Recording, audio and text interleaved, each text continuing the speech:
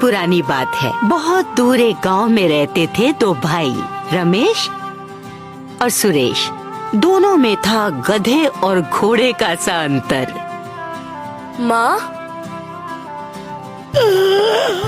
तैयार हो गए तुम दोनों? आज खेत के लिए नहर काटना मत भूलना और खेत से लौटते वक्त सुबू काका को ये भुट्टे बेच आना। बेटा सुरेश, जरा हाथ देना।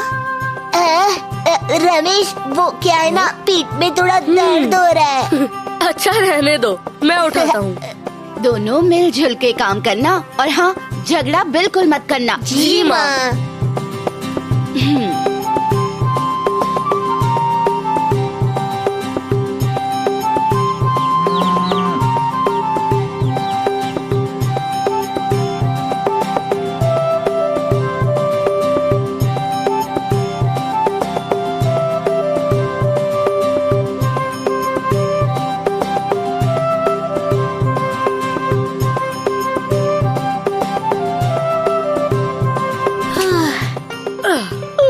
काम पर लग जाए। हाँ हाँ, तुम चलो, मैं आता हूँ। ठीक है। पहले अपनी नींद तो पूरी कर लो। तो बस आलसी सुरेश फिर अपना काम टालकर सो गया, पर रमेश मेहनती था। उसने नहर काटना शुरू कर दिया।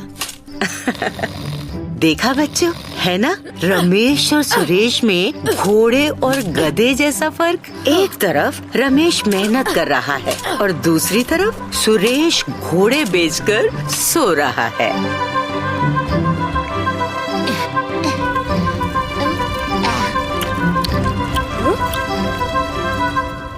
तुमने मेरा भुट्टा क्यों नहीं बुना? हाँ, अपना काम खुद किया करो, मुझ पर हुक्म मत चलाओ। अच्छा, तुम्हारे हिस्से की खुदाई भी मैंने की है सुरेश। क्योंकि मैंने कहा था खुदाई करने के लिए। तुम बहुत बड़े कामचोर, आलसी और मतलबी हो, सुधर जाओ। और तुम बहुत बड़े पेटू। मुझे पेटू कहा? हाँ? छोड़ दे मुझे। अगर भुट्टे वक्त पर दुकानदार को नहीं मिले तो माँ बहुत नाराज होगी और उसकी वजह तुम होगे।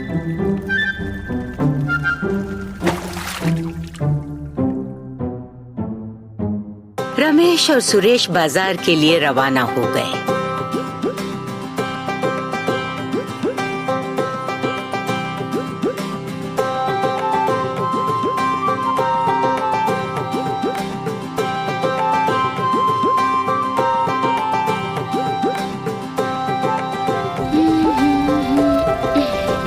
आ गए तुम लोग? चलो हाथ पैर धो लो और बैठ जाओ। हाँ, पहले आपको पैसे तो दे दे माँ।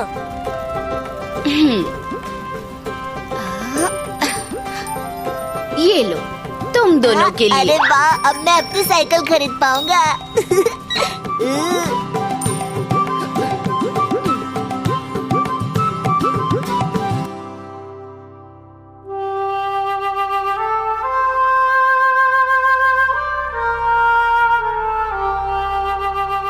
गरीब की मदद करो।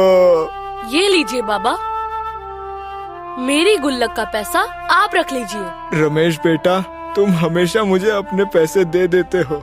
ऊपर वाला तुम्हें सदा बेवकूफ रखे। हाँ? माँ, देखो रमेश फिर से बूढ़े को अपने पैसे दे रहा है। सुरेश, बड़ों को ऐसे नहीं कहते।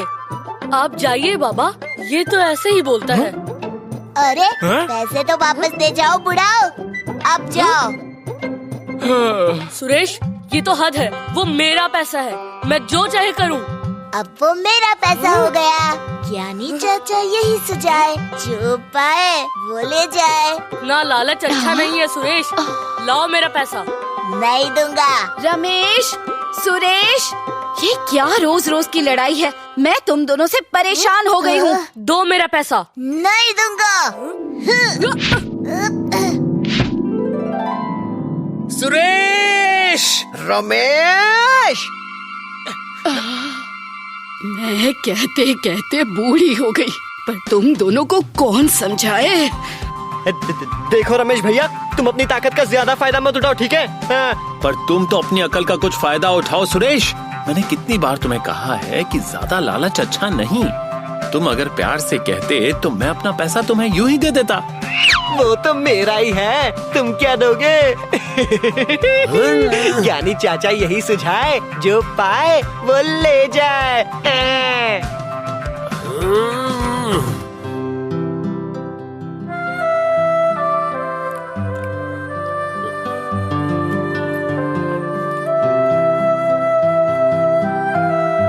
माँ, कल मैं शहर जाकर कोई अच्छा काम ढूंढूंगा। यहाँ गांव में कब तक छोटे मोटे काम करूँगा। तुम जाओगे तो मैं भी शहर जाऊंगा। मैं भी अच्छा काम करूंगा, पैसे कमाऊंगा। हाँ हाँ, दोनों चले जाना, पर बस अब इस बात पर लड़ाई मत शुरू कर देना। अभी चुपचाप खाना खाओ, चलो।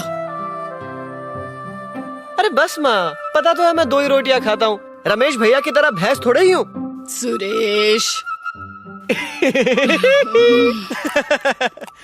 अगले दिन जब रमेश और सुरेश शहर के लिए निकले तो माँ ने दोनों को खाने का एक एक डब्बा दिया।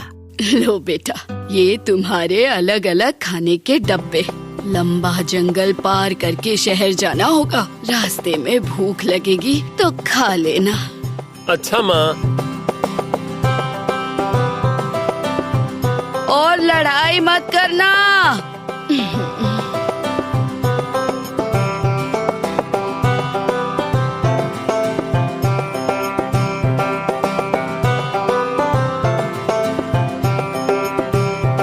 कहा था शाम को घर से निकलेंगे, पर नहीं, तुमको तो दिन में निकलना था। अब देखो कितनी गर्मी लग रही है। मेरी मानोगे तो छोटे बन जाओगे ना। अरे शाम को निकलते तो जंगल में ही रात हो जाती। गर्मी झेलना जंगली जानवरों को झेलने से कहीं ज्यादा अच्छा है। ये लो, पसीना पोंछ लो। अब ये गमछा मेरा। ज्ञानी चाचा यही सुझाए, जो पाए वो ले जाए। इतनी आसानी से तुम्हें मैं अपना गमछा नहीं लेने दूंगा।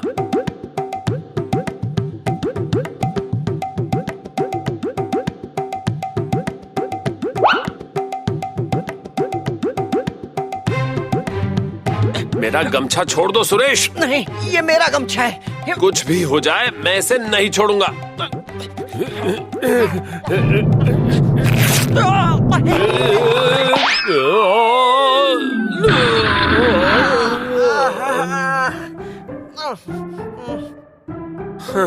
लो, ये फटा हुआ गमछा तुम ही रखो। अब ये मेरे किसी काम का नहीं।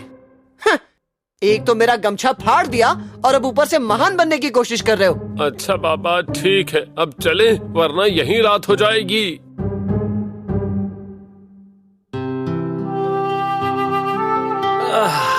आधे रास्ते तो आ गए। यहाँ रुक के थोड़ा आराम कर लेते हैं, तब तक धूप भी कम हो जाएगी। हाँ, बड़े जोर की भूख भी लग रही है। अरे वाह, पहली बार तुमने मेरी किसी बात पर हाँ कहा है। क्या बात है। चलो हाथ धो के आते हैं, फिर खाएंगे। हाँ भाई हाँ। अरे फिर से हाँ। अब चलो भी। सच में ऐसा पहली बार ही हुआ था कि रमेश सुरेश किसी बात पर लड़े नहीं। शायद दोनों को ही बहुत भूख लगी थी, इसीलिए।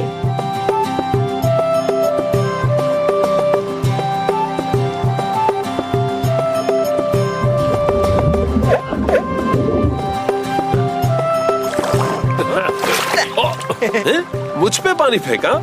अरे ये लो, मैं तुम्हारे सारे कपड़े गीले कर दूंगा।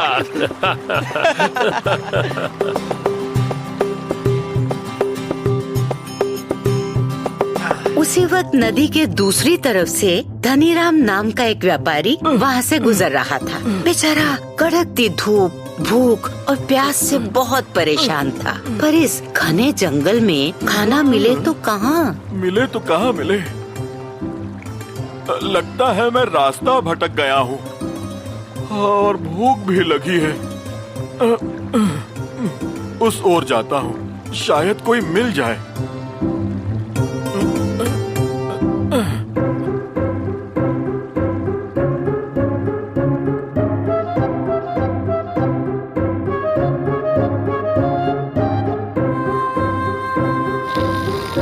उस राही को भी खाने के लिए बुला लें। क्या पता उसने कुछ खाया होगा या नहीं। अरे नहीं नहीं, मैं अपना खाना किसी के साथ नहीं बांटूंगा। और दयालु राम, तुम ऐसा सोचना भी मत, वरना अभी फिर लड़ाई हो जाएगी हमारी, समझे? चलो चलो चलो, बहुत भूख लग रही है। अच्छा हुआ माँ ने हमें अलग अलग डब्बे दिए, वरना इस बात पर भी हमारी लड़ाई हो जाती।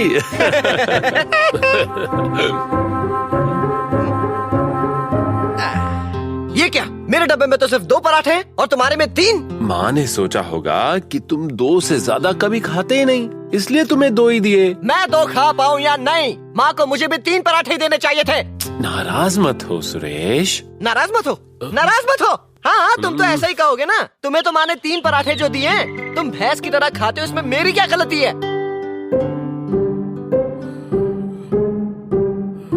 हमेशा ऐसा ही होता है, माँ हमेशा भेदभाव करती है। देखो, ऐसी लड़ाई वाली बातें मत करो। तुम चाहो तो इसमें से आधा पराठा ले लो। बात आधे पराठे की। भाई, क्या आप मेरी मदद करेंगे? आपको खाने के समय परेशान करने के लिए माफी चाहता हूँ, पर शायद आप मेरी मदद कर सके। हाँ हाँ, बताइए क्या परेशानी है? पर हम क्या ही आपकी मदद कर सकते हैं? आप तो खुद ही अपनी मदद करने के लायक लगते हैं। इन्हें बताने तो दो। मैं धनीराम शहर का व्यापारी हूँ। मैं बहुत देर से यात्रा कर रहा हूँ। बीच में रास्ता भूल गया, तो अब मंजिल तक पहुँचने में बहुत वक्त लग रहा है।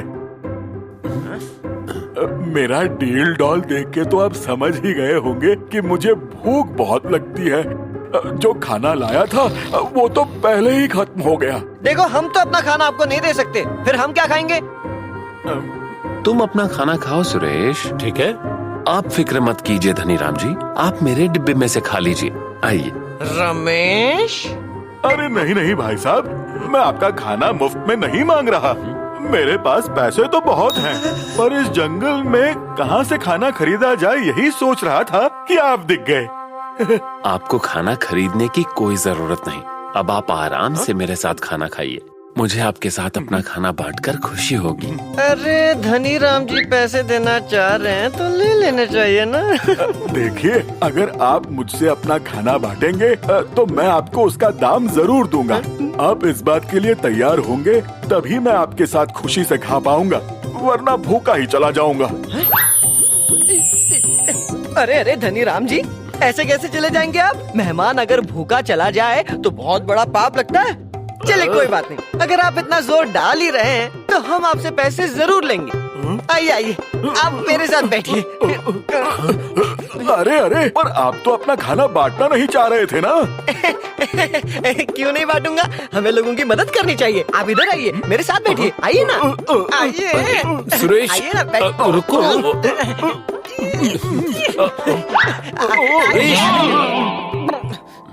माफ करना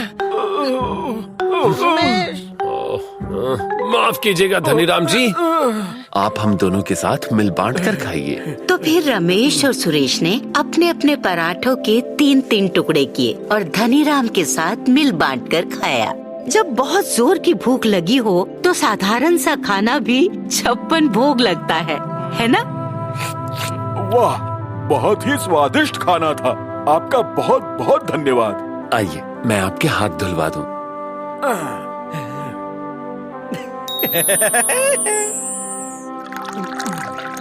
आपने अपना खाना मेरे साथ बांट के मेरी बड़ी मदद की। शहर जाकर अगर आपको किसी भी तरह की कोई भी जरूरत हो तो बेझिझक मेरे घर चले जाइएगा। किसी से भी धनीराम की हवेली पूछ लीजिएगा। मेरे परिवार वाले आपका बहुत ध्यान रखेंगे। अरे वो सब छोड़िए धनीराम जी, और हमारे पैसे निकालिए। हाँ हाँ, क्यों नहीं, माफ कीजिएगा। ये लीजिए आपका और ये आपका। अच्छा, अब मैं चलता हूँ, अभी बहुत लंबा सफर तय करना है। अलविदा। अलविदा धनीराम जी, अपना ख्याल रखिएगा। आप दोनों भी अपना ख्याल रखना।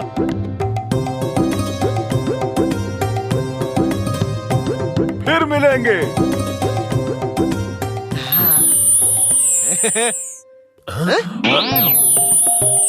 अरे ये क्या नाइंसाफी है? मुझे 2 सिक्के और तुम्हें 3, ऐसा क्यों? हम दोनों ने अपना खाना उसके साथ बांटा ना, फिर मुझे कम सिक्के क्यों? क्योंकि मैंने अपने 3 पराठे उसके साथ बांटे और तुमने 2, शायद इसीलिए। नहीं नहीं नहीं नहीं नहीं नहीं, ये सही बात नहीं है, ये बिल्कुल गलत है। मेरे पास कम पराठे थे, इसमें मेरी क्या गलती है? देखो सुरेश, फिर से लड़ाई मत करो।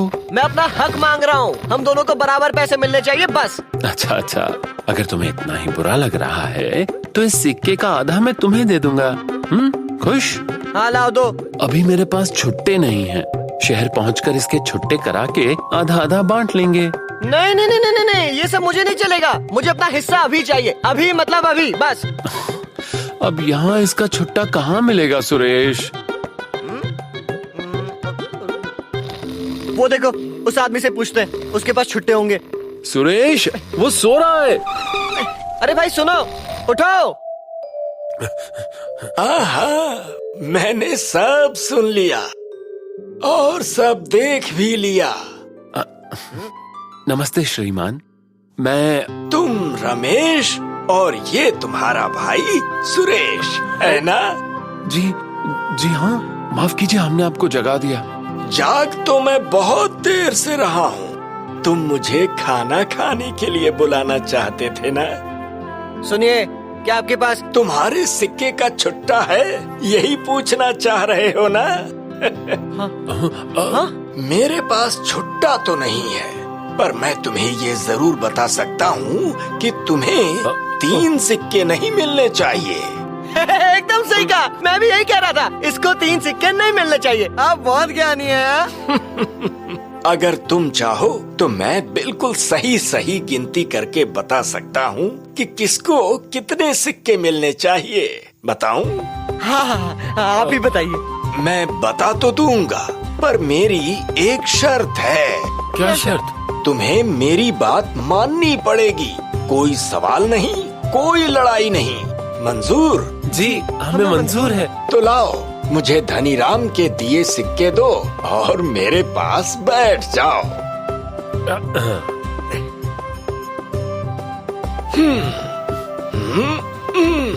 ज्ञानी चाचा करता न्याय, जिसका पैसा वो ही पाए। ये ज्ञानी चाचा है क्या? हाँ, लगते तो वही हैं। अब तुम दोनों ध्यान से मेरी बात सुनो। रमेश, तुम्हारे पास थे 3 पराठे और सुरेश, तुम्हारे पास थे 2 पराठे। कुल मिला के दोनों के पास 5 पराठे। ठीक? बिल्कुल ठीक। जब धनीराम तुम्हारे साथ खाने बैठा तो तुम 3 लोग हो गए। ठीक? बिल्कुल ठीक। तुम दोनों ने अपने हर पराठे को 3 टुकड़ों में बांटा। 5 पराठों के 3-3 टुकड़े किए, तो कुल मिला के हो गए 15 टुकड़े। ठीक? बिल्कुल ठीक। अब अगर 3 लोगों में 15 टुकड़े बराबर बराबर बांटने हो तो हर आदमी को कितने टुकड़े मिलने चाहिए? 5 टुकड़े। बिल्कुल ठीक। तो रमेश, तुम्हारे 3 पराठों के 9 टुकड़ों में से तुमने खुद खाए 5 टुकड़े और धनीराम को दिए 4 टुकड़े। ठीक? बिल्कुल ठीक। और सुरेश, तुम्हारे 2 पराठों के 6 टुकड़ों में से तुमने खुद खाए 5 टुकड़े और धनीराम को दिया सिर्फ 1। ठीक? ठीक। तो इस तरह धनीराम को रमेश ने 4 टुकड़े दिए और तुमने सिर्फ 1। तो धनीराम के दिए 5 सिक्कों में से 4 सिक्के मिलने चाहिए रमेश को, जिसने उसे 4 पराठे के टुकड़े दिए। और सुरेश, तुम्हें मिलना चाहिए 1 सिक्का, क्योंकि तुमने उसे 1 ही टुकड़ा दिया। ये हुआ सही बंटवारा। अब मैं चलता हूँ। तुम दोनों अपना ख्याल रखना और हाँ, झगड़ा कभी मत करना। नहीं, ये तो क्यों? ज्ञानी चाचा यही सुझाए, जो पाए वो ले जाए। सुरेश रह गया हाथ मलता, रमेश को मिल गया सही हिस्सा।